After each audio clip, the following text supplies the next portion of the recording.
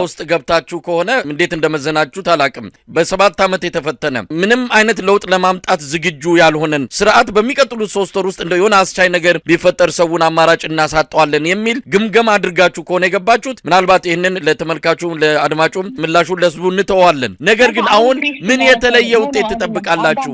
አሁን ክርክር አደረከው ለመረዳት አይደለም እየጠየቀኝ ያለው ወርዶቹን ትዊስት እያረካቸው ነው። እኛ እያንዳንዱ ነገር በሁሉም አቅጣጫ ነው የምንመዝነው። ቅድም እንዳልኩ አንተም እንደ ጋዜጠኛ ህዝብም እንደ ህዝብ ከኛ ኤክስፔክት የሚያደርገው ነገርና ከሌሎች ደግሞ የፖለቲካ ኃይሎች ኤክስፔክት የሚያደርገው ነገር የተለያየ መሆኑን መጀመሪያ ማመን አለበት በመጀመሪያ ደረጃ። ምክንያቱም እኛ ኢትዮጵያ ውስጥ ሆነን ስንንቀሳቀስ በሰላማዊ መንገድ ስርዓት ለውጥ እናመጣለን፣ በሰላማዊ መንገድ ኢትዮጵያን በሚገባት መንገድ እንመራታለን ብለን የተቀመጥነው በመጀመሪያ ደረጃ። ስለዚህ ኤክስፔክቴሽኑም መለያየት አለበት፣ መደበላለቅ የለበትም በመጀመሪያ ኤክስፔክቴሽኑ። በሁለተኛ ደረጃ ደግሞ እንዳልኩ እያንዳንዱን ነገር ነው የምናየው። ፖለቲካን የያዝነው ፖለቲካ በየጊዜው በጣም ተለዋዋጭ ነው። ነገ ምን እንደሚፈጠር የምታውቅበት ሀገር ላይ አይደለም ያለው። ስለዚህ ያንን ሪስክ መውሰድ አንፈልግም። እንደ ኢሃፓን በለው እንደ ቅንጅትን በለው እንደው ሚኒስትር ስላሴ ባለመግባት የሚገኘውንስ ጥቅም አስልታችሁታል ወይ? ቦይኮት በማድረግ እሱንስ ጥቅም አላያችሁትም?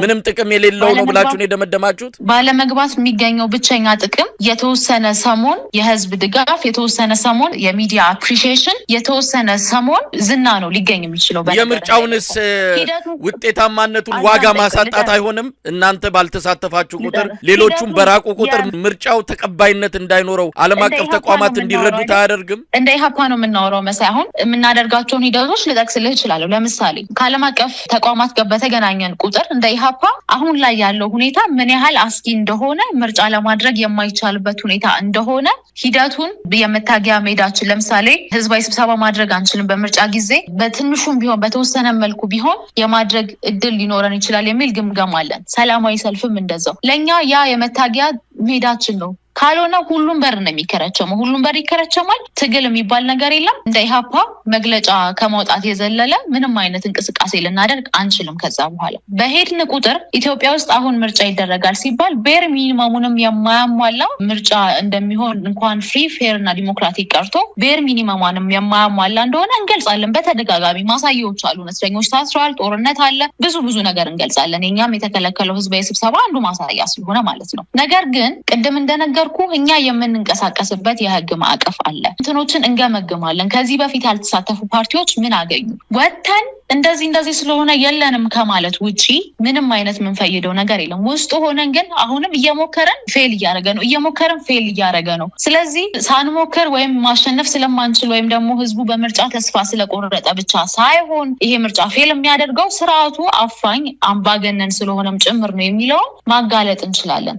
እንደው ሚኒስትር ስላሴ የኢትዮጵያ ህዝብ ሁሉን ነገር ያውቃል። አሁን እናንተ ገብተን እናረጋግጣለን፣ ገብተን እናጋልጣለን፣ ገብተን የስርዓቱን አምባገነንነት የስርዓቱን ለምርጫ ለመዘጋጀት ፍጹም ጨካኝ መሆኑን ለዓለም አቀፉ ማህበረሰብም እናረጋግጥበታለን ብላችሁ የምትገቡበትን በሙሉ የኢትዮጵያ ህዝብ ያውቃል። የእናንተን ገብቶ ማረጋገጥ እየጠበቀ ነው ብላችሁ ካሰባችሁ ስህተት ላይ እንዳትወርቁ የኢትዮጵያ ህዝብ በደንብ ነው የሚያውቀው። ስለዚህ እናንተ አረጋግጣችሁ ይሄ ምርጫ ትክክል አይደለም፣ ይሄ ስርዓት አምባገነን ነው የሚለውን የእናንተን ድምዳሜ እየጠበቀ ነው፣ እኛ እናረጋግጥለታለን ብላችሁ እየጠበቃችሁ ብቻ እንዳይሆን። ቅድም እንደነገርኩ ከተወሰነ ሰሞን አፕሪሺዬሽን የዘለለ ምንም አይነት ትርፍ የለውም በእኛ ግምገማ። ምክንያቱም ወተን ልናደርግ የምንችለውን ነገር ምርጫውን ቦይኮት አድርገን ልናደርግ የምንችለውን ነገር ውስጥ ሆነን ኤግዛክትሊ the same thing እያደረገን ያለንበት ሁኔታ ነው ያለው። እንደው ምናልባት ከንግግርሽም ሆነ ከእንቅስቃሴያችሁ መረዳት የሚቻለው ይሄ በምርጫ ሂደት ውስጥ መግባት ስብሰባ እንድንጠራ ሰልፍ እንድናደርግ እድሉን ይሰጠናል የሚል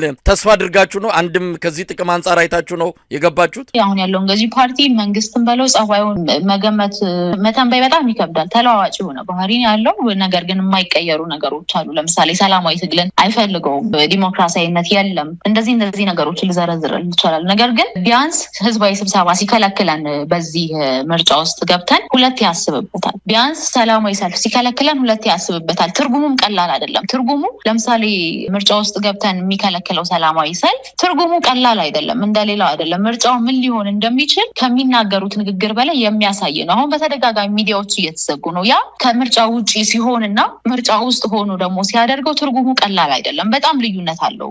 ምርጫው ምን ሊሆን እንደሚችል ዲሞክራሲያዊ እናደርገዋለን፣ ፍሪ እናደርገዋለን፣ ካድሬዎች አይጫናችሁም፣ አንከለክላችሁም ከሚሉት ዲስኩር በላይ በተግባር የሚረጋገጡት ነገሮች ናቸው የሚያሳዩት እና ቀላል አይደለም ብለን እናስባለን። ሁለቴ ያስቡበታል ቢያንስ ከመከልከላቸው በፊትም። ከዛ ደግሞ እኛ ማስቻ ሁኔታ እንደሌለ እያሳየን ያለንበትን ሁኔታ በደንብ የሚያጠናክር ሁኔታ ማለት ነው የሚፈጠረው። ስለዚህ ዲሞክራቲክ ናቸው ሎጂካል ሆኖ አስበው ይፈቅዳሉ አይፈቅዱም ዶንት ቲንክ ሶ። እሱን ይፈቅዳሉ አይፈቅዱም የሚለው ላይ ብዙ አንግባበት። ምክንያቱም እንዳልኩ ተለዋዋጭ የሆነ ባህሪ ናቸው። ሎጂካልም አይደሉም። እንዲህ ቢሆን ይሆናል የሚልም ነገር አይደለም ያለው። ነገር ግን አትሊስት ኢምፕሊኬሽኑ በጣም ቢግ ነው የሚሆነው ለዓለም አቀፉ ማህበረሰብም የስርዓቱን ባህሪ አሁን ካለው በላይ ደግሞ ስለ ምርጫ ያለውን የሚያወራው ነገር ውሸት እንደሆነ በደንብ የሚያጋልጥ ነገር እንደሚሆን እናምናለን። እንግዲህ እናንተ የለካችሁበት የመረመራችሁበት እንደ ድርጅት ተነጋግራችሁ በዚህ መልኩ ነው የተረዳ ነው ያላችሁት ነው። መሬት ላይ ካለው ጋር ትክክል ነው አይደለም የሚለው በራሱ በሁላችንም እይታና መለኪያ ፍርዱ የሚሰጥ ነው። ምክንያቱም ኢትዮጵያ ውስጥ ያለው ስርዓት ይታወቃል። በዚህች 3 ወር ውስጥ እና 4 ወር ውስጥ ጸባዩ ተቀይሮ ታርሞ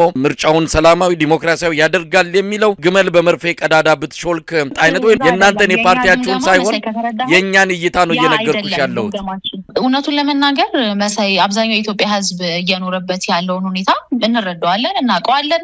የኛም መረዳት ከዛ የተለየ አይደለም። ለዛ ነው በተደጋጋሚ አስቻይ ሁኔታ የለም ከማለት በዘለለ ቅድመ ሁኔታዎችን አስቀምጠን ይሄ የማይሳካ ከሆነ ምርጫውንም በተመለከተ የራሳችንን እርምጃ እንወስዳለን ያሉ ብዙ ፓርቲዎች እንደዛ ያለ ፓርቲ እንዳለ አላውቅም እስከዛሬ ድረስ እውነቱን ለመናገር። ኢህአፓ ግን ያለውን ሁኔታ ይረዳል። ጦርነት እንዳለ ይረዳል። ንጹሃን እየተገደሉ መሆናቸውን፣ በማንነታቸው እየታሰሩ መሆናቸውን፣ በፖለቲካ አመለካከታቸው በግፍ እስር ላይ ጋዜጠኞች፣ ሚዲያዎች እየተዘጉ እየተሳደዱ እየተገደሉ ጭምር መሆናቸውን እንረዳለን፣ እናውቃለንም። እየኖርንበት ያለው ሪያሊቲ ስለሆነ ያንን የመካድ ፍላጎት የለንም። ነገር ግን እነዚህ ነገሮች እንዲስተካከሉ የበኩላችንን አስተዋጽኦ ማበርከት እንፈልጋለን። ቅድም እንዳልኩ እኛ ምርጫውን የምንረዳበት ሁኔታ በሂደት ነው። ሂደቱ ካልተስተካከለ ውጤቱ በፍጹም ሊስተካከል አይችልም። እንደተባለው ደግሞ ተአምርም ተፈጥሮ በ3 ወር ውስጥ ዲሞክራቲክ ሀገር ትፈጠራለች ወይም መንግስት ዲሞክራሲን ያሳፍናል የሚል እምነትም አይደለም ያለን። ነገር ግን ያ እንዳልሆነ የምናሳየው በትግል ነው። ያም እንዳልሆነ የምናሳየው በመቀመጥ አይደለም፣ በመታገል ነው። ልክ እስከዛሬ ስናደርግ እንደቆየ ነው እና እኛ ምርጫ ላይ ያለ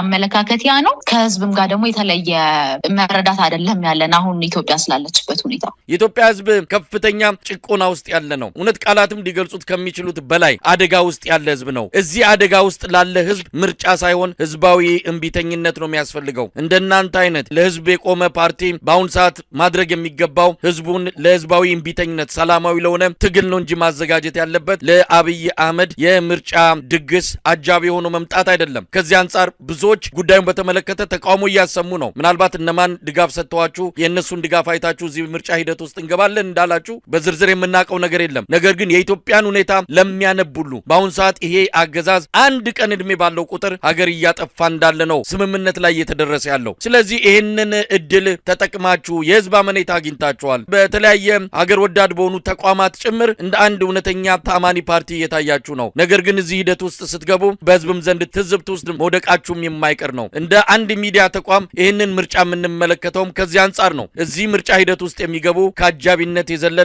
ለአብይ አህመድ ድምቀት ከመስጠት ያለፈ ምንም ፋይዳ ሊፈጥሩ አይችሉም ብለን እንደ ሚዲያ እናምናለን። ስለዚህ በመጨረሻ መልእክታችሁ ምንድን ነው? ሂደት ውስጥ ገባችሁ ምን ትጠብቃላችሁ? ምናልባት ህዝቡስ ምን ያድርጋችሁ ከዚህ በኋላ? ህዝቡ ለሰላማዊ ትግል ነው መዘጋጀት ያለበት። ሰላማዊ ትግል ዘርፈ ብዙ ነው። አንዱ የመታገያ መንገድ ደግሞ የምርጫ ሂደት ነው። እሱን እናምናለን።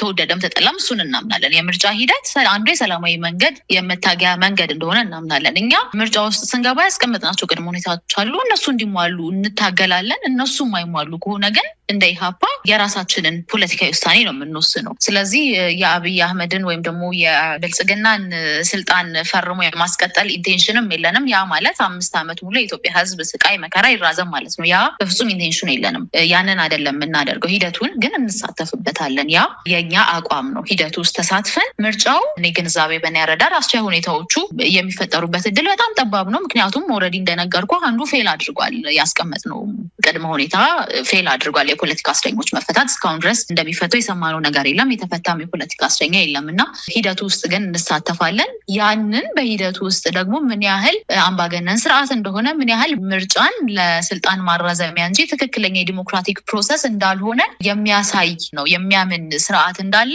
ለዓለም አቀፉ ማህበረሰብም ለኢትዮ የኢትዮጵያ ህዝብም ኦፍ ኮርስ የኢትዮጵያ ህዝብ ያውቀዋል ብለህ ልትከራከረኝ ትችላለህ። ግን በተግባር እናረጋግጠዋለን፣ በተግባር እናጋልጠዋለን። እንዳልኩ ቅድመ ሁኔታዎቹ የማይሟሉ ከሆነ ምክንያቱም ቅድመ ሁኔታዎቹ የኛ ጥያቄ ብቻ ስላልሆኑ ሁሉም ሰው ጦርነት እንዲቆም ይፈልጋል፣ ንጹሃን እንዳይሞቱ ይፈልጋል፣ የፖለቲካ እስረኞች እንዲፈቱ ይፈልጋል። የፖለቲካ ምህዳር እንዲኖር ማይፈልግ ኢትዮጵያ አለ ብዬ አላስብም። ትክክለኛ ለሀገር የሚያስብ እስከሆነ ድረስ ስለዚህ እኛ በሂደት ውስጥ እንሳተፋለን። በሂደቱ ውስጥ ስንሳተፍ ደግሞ ምን ያህል ጠባብ የፖለቲካ ምህዳር እንደሆነ ለዓለም አቀፉ ማህበረሰብ ጭምር የምናጋልጥበት መንገዳችን ነው፣ የምንታገልበትን መንገዳችን ነው። ቅድም እንደነገርኩ በሌላ መንገድ ከሚታገሉ ዜጎች ከሚታገሉ ወንድሞች ጋር የኤክስፔክቴሽን መደበላለቅ መኖር የለበትም። እኛ የምንታገልበት መንገድ እና ሌላው አካል የሚታገልበት መንገድ ዲፍረንት ነው። እኛ ይህንን መርጠን ነው እየታገልን ያለ ነው። ስለዚህ ከኛ ኤክስፔክት የሚያደርገው ሰውም በዛ ልክ መሆን እንዳለበት እናምናለን። ነገር ግን ቅድም ደግሞ እንደተባለው ሌላ 5 ዓመትን ደግሞ ጥሩ ምርጫ ተደርጓል ብለን ስርዓቱን ስልጣን አራዝመን ደግሞ የኢትዮጵያን መከራ የማስቀጠል ደግሞ ፍላጎት የለንም። እኛ ምርጫው በነገራችን ላይ ሚኒስትር ስላሴ ምርጫውን ቦይኮት ማድረግ ማለት ለአብይ አህመድ ምርጫውን ህጋዊ ነው 5 ዓመት ምራ ብሎ ፍቃድ እንደመስጠት የሚወሰድ አይደለም፣ ሌላ ትርጉም እንዳይሰጠው በሚል ነው። ምርጫውን ብንተውለት ለሚቀጥሉት 5 ዓመታት የኢትዮጵያን ህዝብ ምራ ብሎ እንደመፍቀድ ነው የሚል ድምዳሜ ከሰጠሽ ብዬ ነው ይሄን ጥያቄ አነሳሁት። ለምን መሰለ መሳይ እሱን እያልኩ ያለሁት ኢህአፓ ከምርጫው ራሱን ቢያገልም 80 ምናምን ፓርቲዎች አሉ ራሳቸውን ከምርጫ ማያገሉ ፓርቲዎች አሉ። ሶ ዋትስ ዘ ፖይንት? ቀደም ሲል መነሻ ላይ የሚያነሳውት አሉ ፓርቲዎች አሉ አጃቢ አብይ አህመድ ጠፍጥፎ የሰራቸው 80ም አይደለም ከዛም በላይ ሊልቁ ይችላሉ። እያየን ነው። እነሱን እንደ ፓርቲ ቆጥሮ አይደለም ይሄንን ነገር እያነሳን ያለነው በትክክል ለናንተም ብዙ ጊዜ መድረክ እየሰጠ የምንወያየው በትክክልም እውነተኛ የኢትዮጵያን ህዝብ ለውጥ ለማምጣት የሚታገሉ በጣት የሚቆጠሩ ፓርቲዎች ነው ያሉት። እነሱ ፓርቲዎችን ነው እንደ ፓርቲ የሚቆጠረው ማለት ነው። ኖቲፊኬሽን ለመስጠት ውጤቱን አይደል እያወራን ያለነው። ውጤቱን ስናይ ለምሳሌ ኢህአፓ ከምርጫ ራሱን አገለለን በል ቅድም እንዳልኩ ተለጣፊ የሚሆኑት ጄኒውንም የሆኑት በላቸው ሌሎች ፓርቲዎች ምርጫ ውስጥ ይሳተፋሉ፣ ምርጫው ይደረጋል። አሁን ባለው አካሄድ ተለጣፊ ናቸው ብለን ካሰብን ኦብቪየስሊ የነሱ አውራ የሆነው ብልጽግና ፓርቲ ስልጣኑን ይዞ ይቀጥላል ማለት ነው። ሌላ ምንም ካልኩሌሽን የለውም። ኢህአፓ ቦይኮት አደረገም ካልን ያ ነው የመጨረሻው ሴናሪዮ ሊሆን የሚችለው በእኛ ግምገማ መሰረት። በታሪካችሁ ላይ ደማቅ የሆነ ስም ጽፋችሁ ነው የምታልፉት። ምክንያቱም ከነዚህ አጃቢዎች ጋር አብራችሁ ናችሁ።